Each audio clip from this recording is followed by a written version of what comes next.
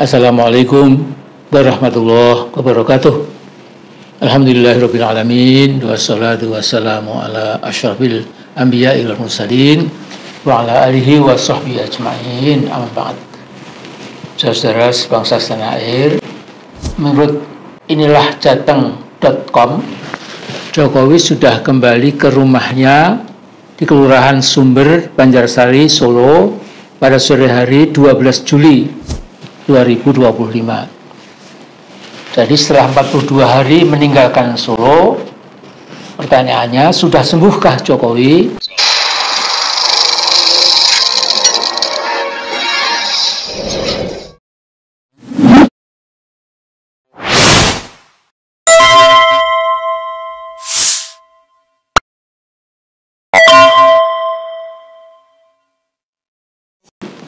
Nah, kata ajudan Jokowi, Kompol Syarif, kondisi Jokowi sehat walafiat dalam keadaan bugar dan prima.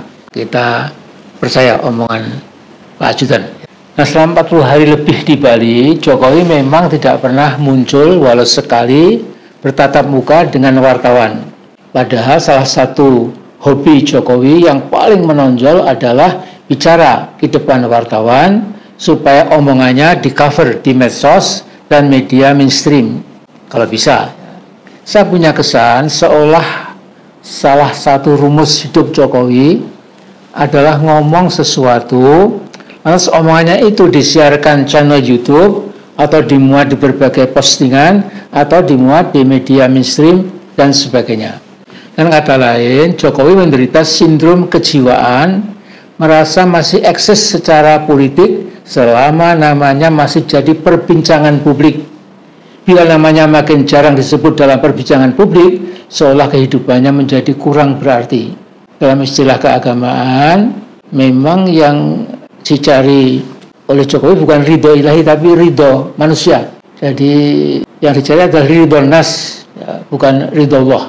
Nah, kalau dia merasa popularitasnya sudah menurun dan terus menurun, seolah hidupnya menjadi kehilangan makna, jadi meaningless. Kejiwaan model ini bisa saya namakan sindrom Sadat. Dulu Anwar Sadat ketika jadi presiden Mesir antara 1970 sampai 1981 sering dimuat oleh koran-koran terkemuka di Amerika. Sadat memang sangat mengagumkan Amerika. Maka dia senang sekali bila namanya disebut oleh The New York Times dan Washington Post. Cita-cita Sadat tercapai, bahkan pada tahun 1978 dia memperoleh hadiah Nobel. Demikian juga counterpartnya Menachem Begin, Perdana Menteri Israel. Jadi sangat jauh dibandingkan Pak Jokowi. Kalau Jokowi lain, dia dinobatkan sebagai pemimpin terkorup nomor 3 di dunia oleh OCCRP, ya, Organized Crime and Corruption Reporting Project. Tetapi Jokowi manusia aneh dan ajaib. Tanpa malu, dia tetap ingin eksis sebagai tokoh politik penting di Indonesia. Nah, kini Jokowi sudah balik kembali ke Solo dalam keadaan belum pulih total dari penyakit kulit yang langka. Rumahnya di Banjarsari, Solo sudah mulai sepi dari pengunjung yang dulu berduyun-duyun ingin salaman dengan Jokowi. Dulu yang datang itu ada 2 kategori, yang wajar dan yang settingan, ya kita semua tahu. Nah, sekarang Jokowi tidak lagi keluar dari rumahnya untuk menemui para pemujanya, para termulnya, karena masih belum sembuh benar. Yang terjadi adalah dagelan politik yang tidak lucu. Jadi dari beberapa puluhan orang yang datang, mereka diatur oleh panitia penyambutan, kemudian seorang wartawan settingan bertanya, "Percayakah ibu-ibu dan bapak-bapak bahwa ijazah Pak Jokowi palsu?" Jawabannya serentak, "Tidak percaya, ijazah Pak Jokowi asli." Dan rombongan berikutnya ditunggu setelah berjumlah puluhan, kemudian adegan yang sama diulangi persis. Ya. "Percayakah ibu-ibu dan bapak-bapak bahwa ijazah Pak Jokowi palsu?" Lagi-lagi jawabannya sama sekali tidak, ijazah Pak Jokowi asli. Nah, dalam persidangan nanti pasti terbukti ijazah Jokowi palsu. Ya. Kesimpulannya pasti palsu. Sangat naif dagelan politik di rumah Jokowi itu bisa mengcounter opini publik yang sudah mengerucut ijazah Jokowi palsu. Nah, Senin 14 Juli 2025 pagi tadi, Kompas TV memberitakan bahwa Kongres PSI, Partai Solidaritas Indonesia, akan diadakan di Solo dan Jokowi dijadwalkan hadir untuk mengisi satu sesi diskusi bersama teman-teman PSI. Nah, saya anjurkan sebaiknya Jokowi hadir, walaupun mungkin masih ada bercak-bercak ringan di wajah, tetapi para peserta kongres saya kira mafhum, nggak ada masalah.